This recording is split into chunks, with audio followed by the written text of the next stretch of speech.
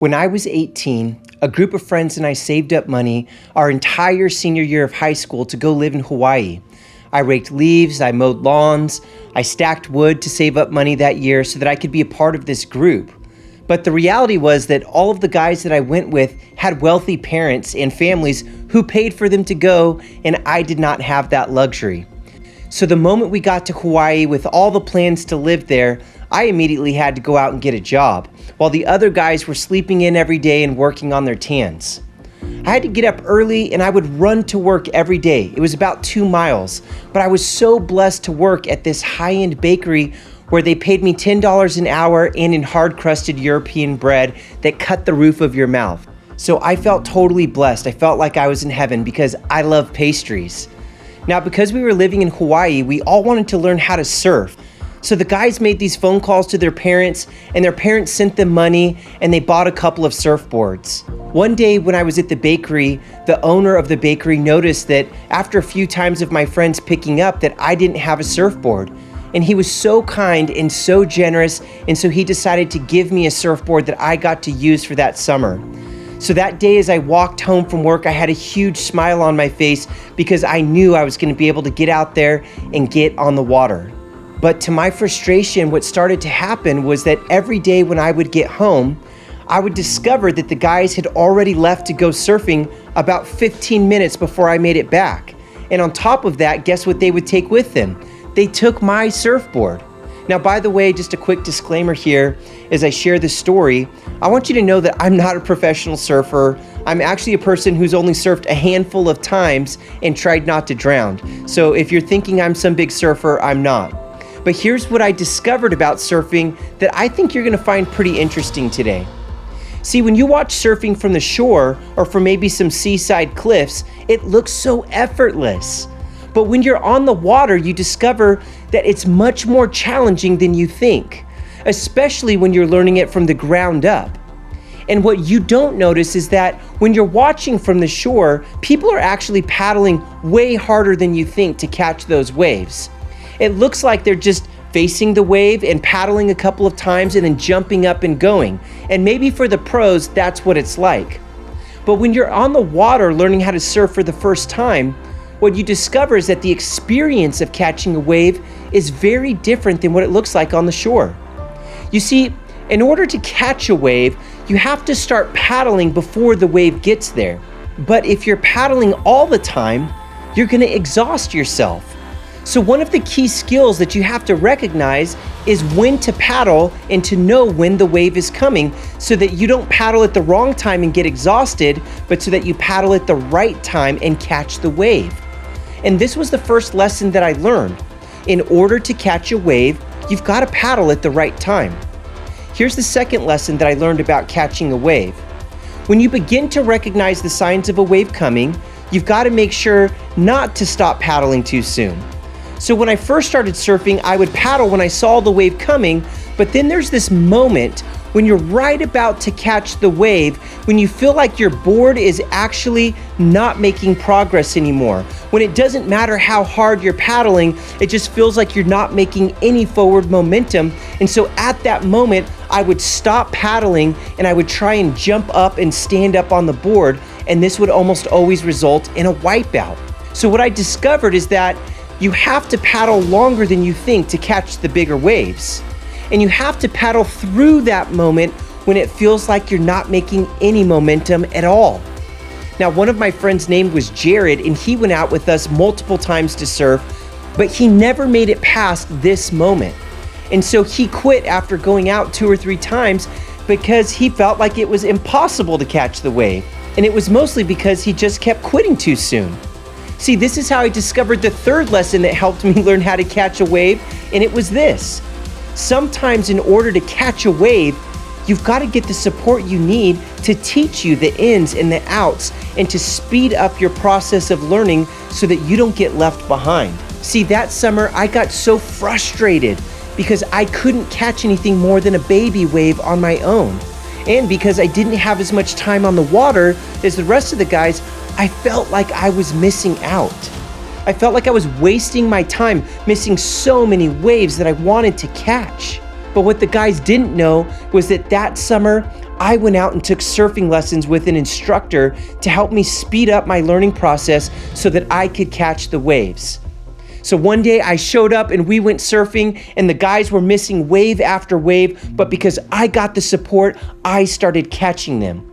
Now you might be wondering in this moment, Aaron, why the heck are you talking about surfing when we're in the world of senior living? And that's a great question. The reason why we're talking about surfing and catching waves is because right now you're facing two significant waves.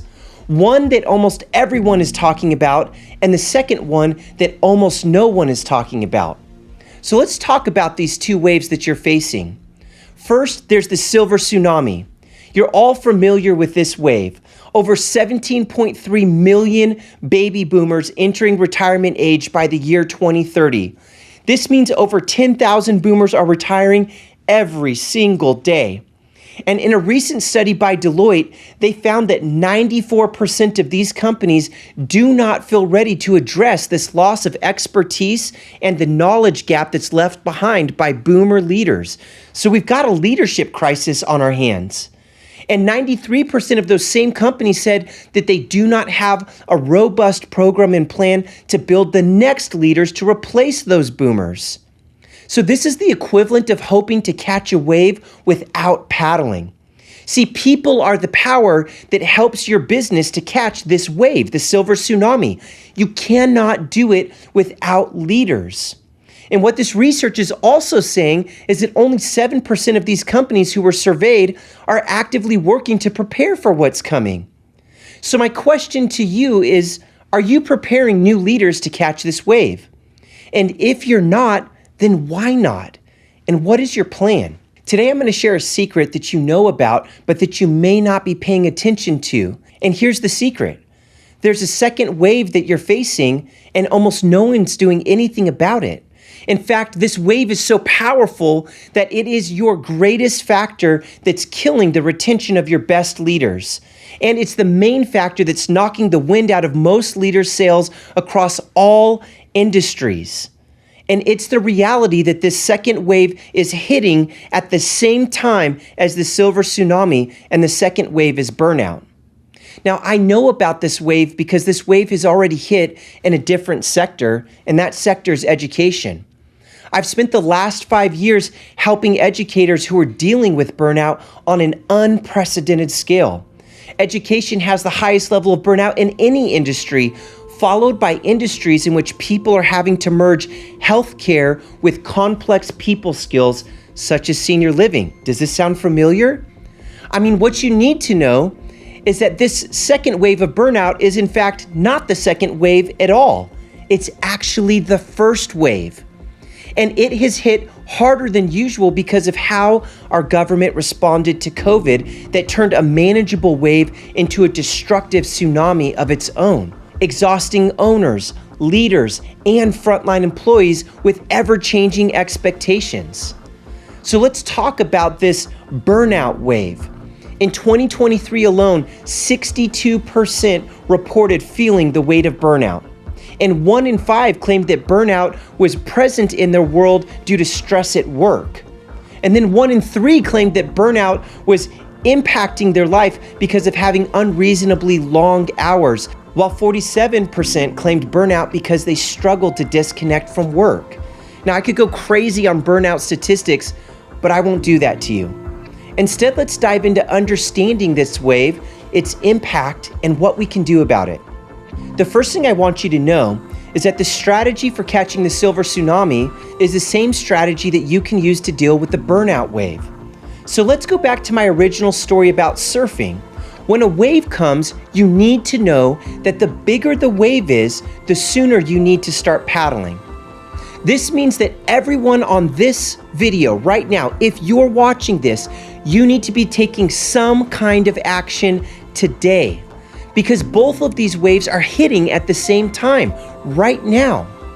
Second is that you need to know that there is a moment when you're going to be doing the work to address this problem of burnout and to meet the challenge of the Silver Tsunami, when it will feel like you're making no movement at all. But it is in this precise moment that you've got to dig deeper, because this is where most people quit and where most people miss the wave entirely or get hit by it and wiped out completely. A lot of people are focused on building more buildings to catch this wave of the Silver Tsunami. But how will your life be if you build all of the buildings, but you haven't prepared the leaders to make them run smoothly? What will happen is your opportunity will quickly turn into a nightmare as you deal with the never-ending problems that are only fixed by leaders that you prepared or didn't prepare to take on this challenge in front of you. So you don't want this to be you. So let's be real for a moment. Both waves are pretty impressive to think about if you look at the waves from a distance, and they can both be easy to dismiss. But you can't do that either. You're not standing on the cliffs looking at the waves from hundreds of feet away. You're on the water with your business, trying not just to survive, but to thrive. And those majestic waves that have so much power to build your business or crush it, they can look manageable to others from a distance. But when you're on the water, they feel completely different. And sometimes when you're out there on the water, you have moments when you realize these waves could truly make me or break me. So how do we catch these waves? First, we need to recognize that it's not just one wave, it's actually two.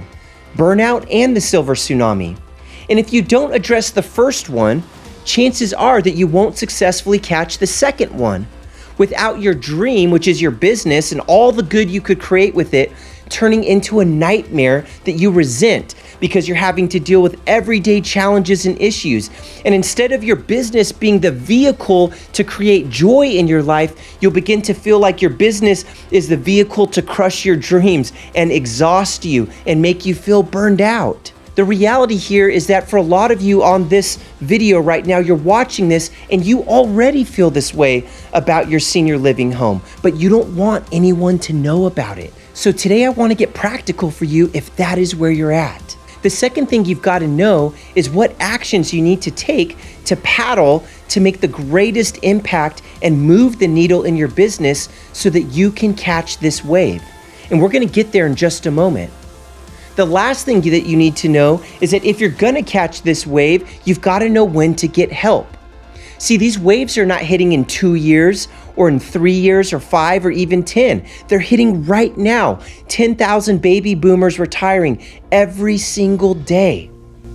And what I want you to know is if you're hearing this and you're feeling overwhelmed, this is not a threat. This is actually a once-in-a-lifetime opportunity for you to make generational level wealth doing what you love and making a huge impact on people's lives. What I'm saying here is that catching this wave is totally worth it because it has the potential to be both a financial blessing and a creator of meaningful impact in the world and in your life. You guys think about it. No one wants their loved one to spend their final years in misery.